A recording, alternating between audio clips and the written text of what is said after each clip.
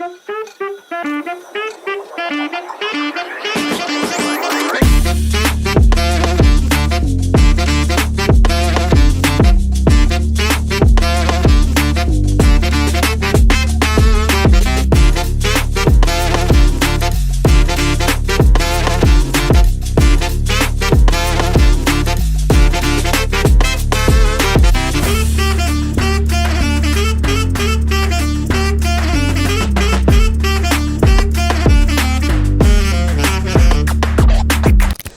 Beautiful people, I hope कि आप सब बहुत खुश हैं, आप सब बहुत अच्छे हैं एंड मेरे यूट्यूब चैनल पर आपका स्वागत है। सो मैं रहता हूँ फ्रांस के अंदर एंड मैं फ्रांस को लेकर बहुत ज़्यादा नई अपडेट्स आपके साथ शेयर करता हूँ। हर वीज़ा के बारे में बात करता हूँ एंड ये जो वीडियोज़ है मैं बाहर ही शूट कर रहा हूँ। मेरे पीछे आप देख सकते हो बहुत ही ब्यूटीफुल चर्च है, बहुत फेमस है एंड यहाँ पर जो सराउंडिंग एरिया है वो बहुत ही ब्यूटीफुल है। इस टाइम फ्रांस का वेदर बहुत अच्छा है, तो मैं जो भी वीडियो शूट करता हूँ फ्रांस में बाहर ही शूट करता हूँ ताकि उससे आपको मोटिवेशन मिले एंड आपका भी मन करे कि आपको भी फ्रांस में आना चाहिए।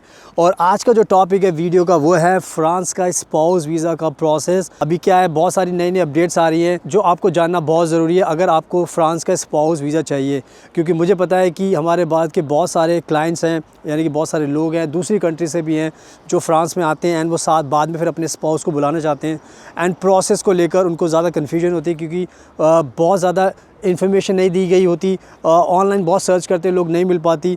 तो बाकी जैसे मैंने बताया कि मुझे बहुत ज़्यादा नॉलेज होती है तो मैं ज़्यादा रिसर्च करता हूँ एंड इसी के साथ फिर मैं आपके साथ नई जो अपडेट्स होती हैं, जो राइट इन्फॉर्मेशन होती है वो शेयर करता हूँ। एंड प्लीज़ आप मेरे इंस्टाग्राम को ज़रूर फॉलो कर लेना।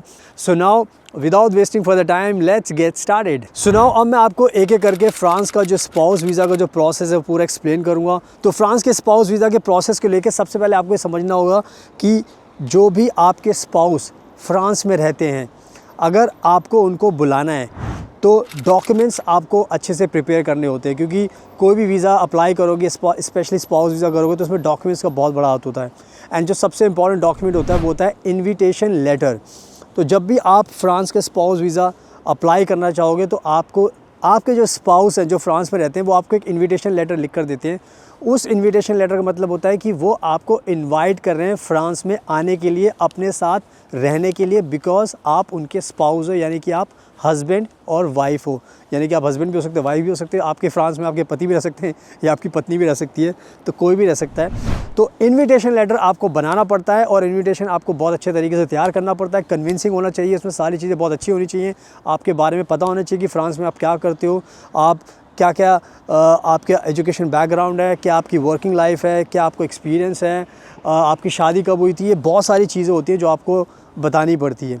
तो स्पाउस वीज़ा का सबसे पहला इंपॉर्टेंट चीज़ होता है इन्विटेशन लेटर। उसके बाद जो नेक्स्ट चीज़ आपको ध्यान रखनी है वो है कि जब आप इंडिया में रहते हो तो आपको इंडिया में अपनी अपॉइंटमेंट बुक करनी होती है, क्योंकि बहुत बार क्या होता है लोगों को पता नहीं होता स्पाउस वीज़ा के बारे में।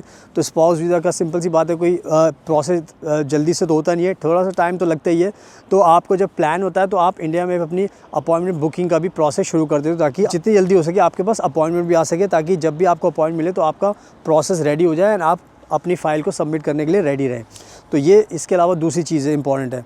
इसके साथ साथ आपको ये भी ध्यान रखना है कि इंडिया में जब आप रहते हो तो आपको भी अपनी तरफ से एक कवर लेटर बनाना पड़ता है। कवर लेटर उसको बोल सकते हो, आप उसको बोल सकते हो स्टेटमेंट ऑफ पर्पस, यानी कि आपको एक्सप्लेन करना पड़ता है अपने बारे में कि इंडिया में आप कौन हो, कहाँ पर रहते हो, आपका जो फ्रांस में रहते हैं अपने स्पाउस से, मतलब आपके जो स्पाउस है, लेकिन आपको तो एक्सप्लेन करने का फ्रांस वालों को कि भाई ये मेरे स्पाउस हैं एंड मेरी शादी तब इनसे हुई थी और लव मैरिज थी, अरेंज मैरिज थी। तो उसमें सारी की सारी चीज़ें ना एक्सप्लेन करनी पड़ती हैं। तो ये कहीं ना कहीं कवर लेटर बहुत ज़रूरी होता है। उसमें आपको सारी चीज़ें बतानी पड़ती हैं कि आपके हस्बैंड क्या करते हैं, ताकि इससे क्या होता है वीज़ा ऑफिसर को समझ में आ जाता है कवर लेटर से कि आपको आपके पति के बारे में सारी इन्फॉर्मेशन है। और जो इन्विटेशन लेटर होता है उससे पता चल जाता है कि आपके पति या पत्नी को जो फ्रांस में था उनको आपके बारे में बराबर की इन्फॉर्मेशन है। तो इससे क्या होता है, एक बैलेंस बना रहता है और ट्रस्ट बिल्ड होता है वीज़ा ऑफिसर के सामने, क्योंकि वीज़ा ऑफिसर को कन्विंस करना इतना आसान नहीं होता, बहुत सारी चीज़ें इन्वॉल्व होती हैं। तो आई थिंक ये जो दो चीज़ें मैंने बताई ये बहुत इंपॉर्टेंट थी, 3 चीज़ें। इसके अलावा जो इम्पॉर्टेंट चीज़ है, जो रिक्वायरमेंट है फ्रांस के स्पाउस वीज़ा की, वो है आपके पास एक इनफ बैंक फ़ंड होना चाहिए। इनफ बैंक फ़ंड का मतलब है कि फ्रांस ने अपना एक रूल बनाया है कि फ्रांस में सैलरी का एक स्ट्रक्चर बनाया गया है। जो बेसिक सैलरी होती है उसमें उन्होंने एक नाम दिया होता है, आप पढ़ोगे SMIC ब्रूटो, स्मिक ब्रूटो। यानी कि ये फ्रेंच का वर्ड है और इसका सिंपल सा मतलब ये है कि उन्होंने रखा है कि अगर आप फ्रांस में रहते हो, अपने स्पाउस को बुलाना चाहते हो, तो आज के टाइम में आपको करीब करीब जो स्मिक ब्रूटो में बता रहा हूँ वो कम से कम 1800 यूरो 1795-96 यूरो होती है। तो ये एक अमाउंट आपके पास होना चाहिए हर महीने के हिसाब से, ताकि फ्रांस की सरकार को समझ में आए कि भाई आपके पास पैसा है तो आप अपने जो क्लाइंट है, अपने जो स्पाउस है और अपना दोनों का ख्याल रख सकते हो। तो ये 1700 यूरो का एक अमाउंट उन्होंने रखा हुआ है। अगर आप इसको मीट करोगे तो आपको अपने स्पाउस को बुलाने में आसानी होगी और वीज़ा ऑफिसर को भी आपके ऊपर ट्रस्ट हो जाएगा। इसके अलावा जो इम्पॉर्टेंट चीज़ होती है वो होती है आपका घर।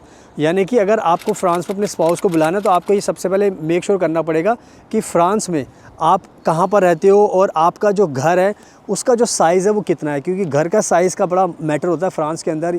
कि वो चाहते हैं कि आपके पास कम से कम 25 स्क्वायर मीटर का घर होना चाहिए। 25 स्क्वायर मीटर का मतलब ये हो गया कि उसमें 2 लोग आसानी से रह सकते हैं, कंफर्टेबली रह सकते हैं। उसमें टॉयलेट बाथरूम होना चाहिए, किचन होना चाहिए। अगर एक रूम है बड़ा है तो चल ठीक है, अगर 2 रूम है तो और भी अच्छी बात है। तो इसीलिए उन्होंने ये पूरा का पूरा 1 स्क्वायर मीटर का एक रूल बनाया, ताकि जो भी यहाँ पर रहने आए उसको कंफर्टेबल रहे। ऐसा ना रहे कि उनको रहने में कोई दिक्कत हो, क्योंकि उनको पता है कि अगर रहने में दिक्कत होगी तो उससे बीमारी भी हो सकती है। बहुत सारे डाउट्स होते हैं फ्रांस को, वो नहीं चाहते कि कोई भी इशू हो, और ये कंडीशन इसलिए रखी गई है ताकि आपको ये कंडीशन मीट करनी है। तो आई थिंक मैंने बहुत अच्छे तरीके से कंडीशन के बारे में बता दिया है। तो ये होगी एक इंपॉर्टेंट चीज़। इसके अलावा नेक्स्ट चीज़ होती है वो होती है हेल्थ इंश्योरेंस। सो हेल्थ इंश्योरेंस भी आज के टाइम में बहुत ज़रूरी है। तो फ्रांस चाहता है कि भाई जब भी आप आने वाले हो तो आप इंडिया से अपने हेल्थ इंश्योरेंस भी ले लो, बाय कर लो, ताकि जब भी आप फ्लाइट, क्योंकि जब सिंपल सी बात है जब भी आप फ्रांस में आओगे तो वहाँ पर आपको अलग से अमेली करके होता है, वहाँ पर रजिस्ट्रेशन करना पड़ता है। लेकिन जैसे ही आप इंडिया से आओगे तो आपको यहाँ से हेल्थ इंश्योरेंस भी लेना पड़ेगा, ताकि आपकी सारी की सारी चीज़ें क्लियर रहें। तो हेल्थ इंश्योरेंस भी बहुत ज़्यादा ज़रूरी है।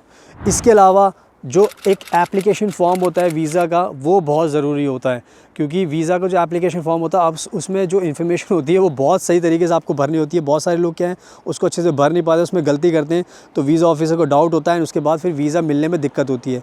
तो मैं नहीं चाहता कि आप सब ये गलती करो। तो प्लीज़ जो वीज़ा का एप्लीकेशन फॉर्म है उसको अच्छे से भरो। अगर आपको कोई दिक्कत होती है तो आप हमें भी कॉन्टैक्ट कर सकते हो, हम भी आपको भरने में आपकी मदद कर सकते हैं, क्योंकि हमें बहुत ज़्यादा नॉलेज होती है, तो हमें पता होता है कि उसमें क्या क्या चीज़ें आपको डालनी है। तो ये हो गई पूरी की पूरी वीज़ा एप्लीकेशन फॉर्म की बात हमने कर ली। अब इसके बाद last but not the least वो है आपकी शादी। क्योंकि देखो सिंपल सी बात है, आपकी शादी हुई है तभी आप स्पाउस वीज़ा अप्लाई कर रहे हो, तो आपको मेक श्योर करना पड़ेगा जो आपकी शादी हुई है उसके सारे डॉक्यूमेंट्स आपको लगाने हैं। आपका जो मैरिज सर्टिफिकेट होता है वो होता है, फ़ोटोग्राफ्स होती हैं आपकी, अगर आपने कोई बैंक अकाउंट खोला है साथ में तो वो हो गया, पासपोर्ट में कुछ चेंजेस किए तो वो हो गया, और आपके बिजली पानी का बिल हो गया वो हो गया, और आपने हनीमून गए थे तो वहाँ की कुछ पिक्चर्स हैं तो वो हो गई। तो बहुत सारी चीज़ें होती हैं जो आपको प्रूफ़ करनी पड़ती है अपनी शादी को प्रूफ़ करने के लिए, ताकि वीज़ा ऑफिसर को यकीन हो जाए कि भाई आपकी शादी लीगल तरीके से हुई है एंड आप जेन्युइनली जो फ्रांस में रहते हैं आप उनके स्पाउस हो। तो ये कहीं ना कहीं मैरिज डॉक्यूमेंट्स की बहुत ज़्यादा ज़रूरत होती है। सो आई थिंक मैंने आपको सारी की सारी चीज़ें जो बहुत अच्छे तरीके से समझा दी हैं एंड आपको अब समझ में भी आ गया है। तो ये पूरा का पूरा प्रोसेस मैं आपको बता रहा हूँ 2025 को ध्यान में रखकर। तो मैंने आपको बता दिया कि मैं रहता हूँ फ्रांस के अंदर, ये वीडियो मैं फ्रांस में शूट कर रहा हूँ। सारी वीडियोज़ मेरे चैनल पर आपको फ्रांस में ही मिलेंगी। तो मुझे बहुत ज़्यादा नॉलेज है एंड यही नॉलेज मैं आपके साथ शेयर करता हूँ, ताकि उससे आपको सही रियलिटी पता लगे। तो बस अब आप टाइम वेस्ट मत कीजिए, आपको सारी चीज़ें मैंने समझा दी है, आप खुद से वीज़ा अप्लाई कीजिए। बट इन केस अगर आपको लगता है कि आपको वीज़ा अप्लाई करने में दिक्कत हो सकती है तो नंबर आपको स्क्रीन पर दिखाई दिया, आप हमें कॉन्टैक्ट कीजिए, हम आपको गाइड करेंगे, एडवाइस करेंगे, ताकि आपकी लाइफ आसान बन सके।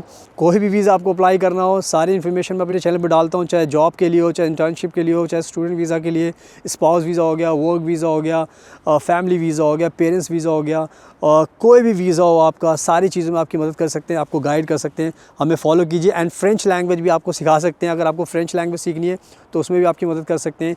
आपका फ्रेंच लैंग्वेज आपको ऑनलाइन एंड ऑफलाइन सिखा सकते हैं। तो सारी चीज़ों में आपको गाइड कर सकते हैं। जस्ट आपको हमें कॉन्टैक्ट करना है और हम आपकी पूरी मदद करेंगे। So thank you so much, आपके कीमती टाइम का best of luck and please हमेशा अपना ध्यान रखिए।